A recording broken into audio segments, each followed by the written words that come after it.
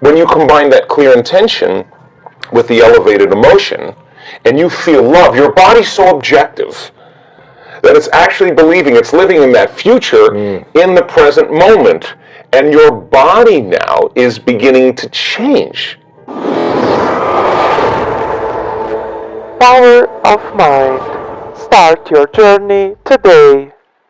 So the person can theoretically, intellectually, philosophically say, oh, I want this type of person, she's got to be this way, he's got to look this way, he's got to be like this. And they're basically saying, I want something that represents all the things that I no longer want, right?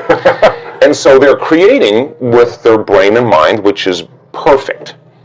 The problem is that if you can't feel the emotion of your future, your manifestation of love before it's made manifest.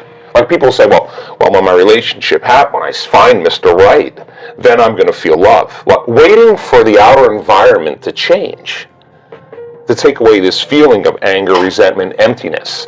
But they forgot that they create reality. In other words, when it finally appears, then I'm going to feel love. That's cause and effect. We're waiting for something to happen. If you're feeling the lack and the emptiness, then you're keeping your relationship at arm's length because you don't have the magnetic field to draw to you. So the emotions that come from these energy centers, the lower energy centers in our body, do have frequencies, there's chemistry involved, but they have a different agenda.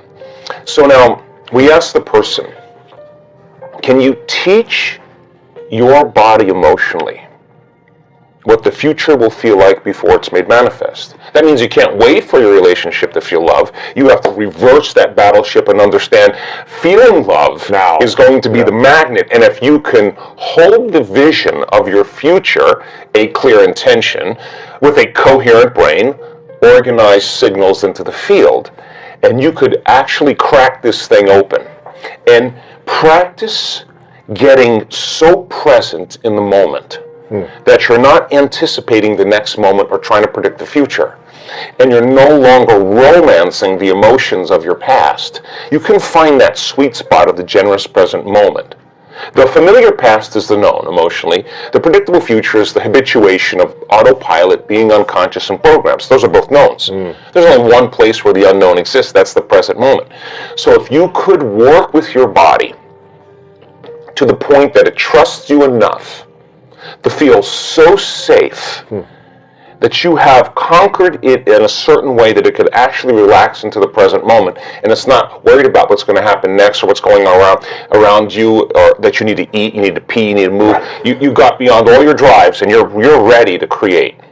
That moment where you're present, if you could begin to work with your heart and start to breathe and start to practice feeling love. In the beginning, it would feel foolish or gratitude. Why would I feel love if it hasn't happened? Well, that's because you've been hypnotized into waiting for your world to change to feel the emotion from the experience. But according to the quantum model, your emotion ahead of the experience, when you combine that clear intention with the elevated emotion, and you feel love, your body's so objective that it's actually believing it's living in that future in the present moment. And your body now is beginning to change. You are beginning to change your biology to reflect what you're about to experience in your future. So the stronger the love you feel, the more altered you feel inside of you, the more you're going to pay attention to that picture in your mind.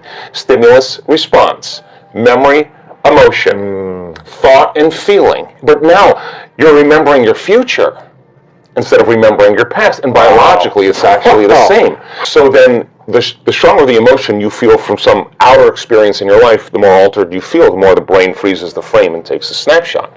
Well, now you're freezing a frame in the outer environment. But if you're truly in the present moment and you know exactly what you want, and you begin to teach your body emotion, start practicing opening that heart. It's amazing what happens. The moment that heart begins to open, we've measured this so many times, Louis, on a scan, on a real-time brain scan, when the heart moves into this kind of rhythm, when you're feeling frustration, when you're feeling impatient, when you're feeling resentment, you are stepping on the gas pedal and you're stepping on the brake at the same time. And the heart is pumping against a closed system, and it causes an erratic beat. It becomes incoherent. And energy literally leaves the heart. Now, you no longer believe in your future. You can't put your heart into your future. You can't trust the outcome because there's no energy there. It's being used and consumed somewhere else, so energy is leaving the brain as well. But once energy starts to move into the heart, we've seen this so many times, and it starts to beat in this rhythm, like banging a drum or dropping a pebble in water, pebble after pebble.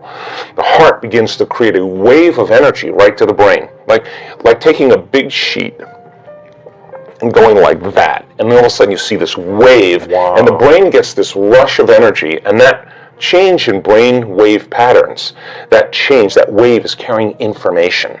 And the person starts to get a very clear idea. They see their future very clearly. Now that energy is causing them to move into very coherent alpha brainwave patterns, which is the state of creation. This is when you no longer hear the voice in your head that's talking to you, that you listen to and believe is the truth. That's called the default mode. It suppresses the default mode network, and the next thing you know, you start seeing in pictures and images. You start dreaming. And that's the imagination, that's the creative state. So now you start naturally imagining the heart is the creative center. We got to put our heart into our future. It better be open and activated.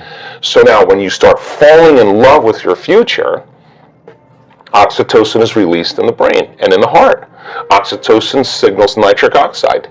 Nitric oxide signals another chemical called endothelial-derived relaxing factor. And just like when your sexual organs get filled with blood because you're aroused, the same thing happens here as it would happen somewhere else. And literally the arteries in the heart and lungs engorge. And now your heart feels full and it's thumping in order, and you're in the present moment. Now, once that happens and it's beating in rhythm, the heart produces an external magnetic field up to 3 meters wide. Now, you're in survival. You're drawing from the field and turning it into chemistry. When you get energy in the heart, it's causing a change in the brain, and all of a sudden it's resetting the baseline for trauma. And now here you have a magnetic field. Now the heart is your magnet. It is the center of creation.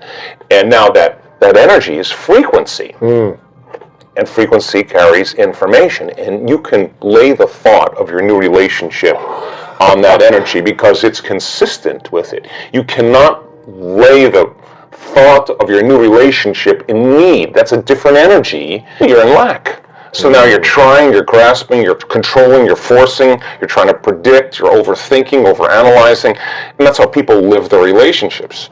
So then if you are going to prepare your brain and body for a new relationship, then you would have to become love completely every day. And that signal then that you're sending out into the field can carry the thought of your health, your wealth, your relationship, or whatever. But here's the cool part.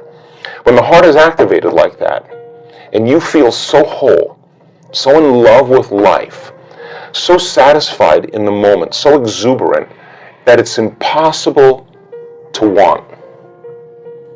Now you're no longer in lack. Now you're so whole that you will magnetize wholeness in your life. The person who's the person that fits the mold energetically, that would be the same as you and yet complement you, so that the two can become one, right? And then, instead of in contrast, in union, you exchange information equal to that emotional state. In other words, people use each other to reaffirm their dependence on certain emotions. You have certain people you complain with about politics or whatever, they complain back about their lives, and you use each other to reaffirm, some type of belief or something. Belief about life. Emotionally, you have emotional agreements on things. Well, that emotion is energy, and energy is frequency, and frequency carries information. So you share the same energy, you share the same information, but that's what people do in their lives. But now, in a true loving relationship,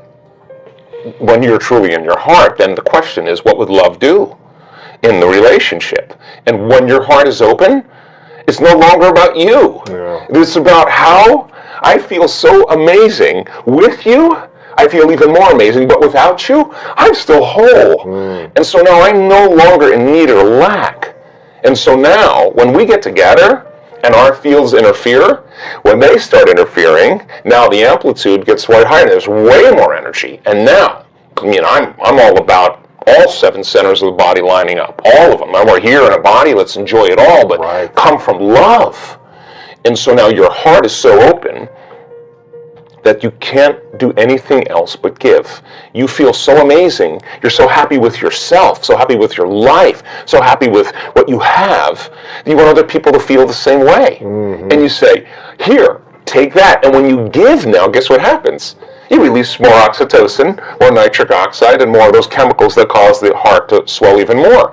Then all of a sudden your immune system gets stronger, and all of a sudden your body starts feeling better, you start having more energy, and now the constructive interference between two people that are coming together in wholeness and no longer dependence or lack or separation or need is a different game. So then what they do to protect, to nurture, to grow, to evolve that love is one of the most important things that they have. Not because they're doing it out of obligation or because they're married or whatever. It's just they can't not do it. We see people, we had somebody scan the other day in our workshop in profoundly high amounts of gamma. She can do it on command. And there's an incredible arousal that takes place that goes along with these high brain frequencies that you can only describe as ecstasy or bliss. Now you're getting that ecstasy and bliss not from anyone or anything out there. No drug, no person, no football game, no shopping spree is doing that. It's somehow inside. It's coming from within. Like, what is that connection that you have? And so one of the scientists said to this woman, how do you do that? You know what she said? I have difficulty not doing it. I can't not do it when I'm in a. It's too. When I'm doing this, it's too good. So now, that could be a constant feeling in your life. Your love is not wavering; it's constant, right? So now, imagine having this feeling, and when oxytocin is released, what most people don't know is that it seeps into the amygdala, and there's certain survival emotions in the amygdala: fear and anxiety, aggression and anger, pain and suffering. And it literally shuts the lights out in those circuits in the amygdala. And there's only one thing left: love and joy, right? So now this person is suppressing the survival centers, resetting the baseline of the past, how they perceive the past.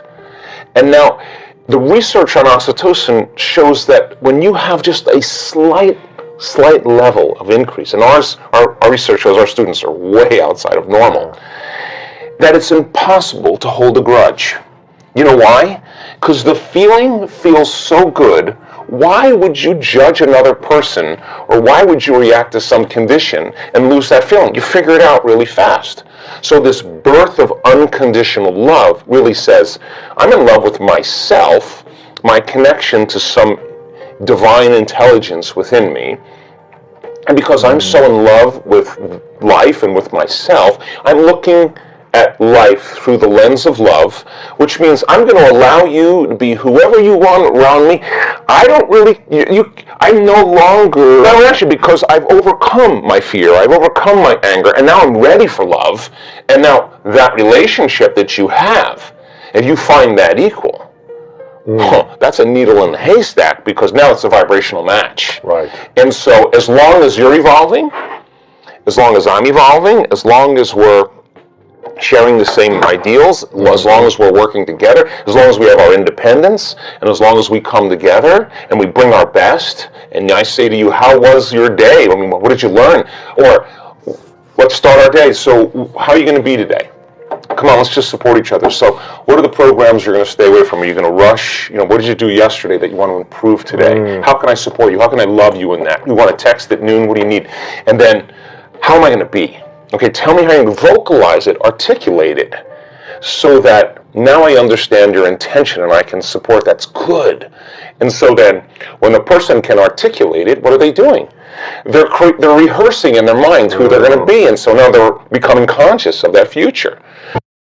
If you like this video, don't forget to like, share, and subscribe to our channel.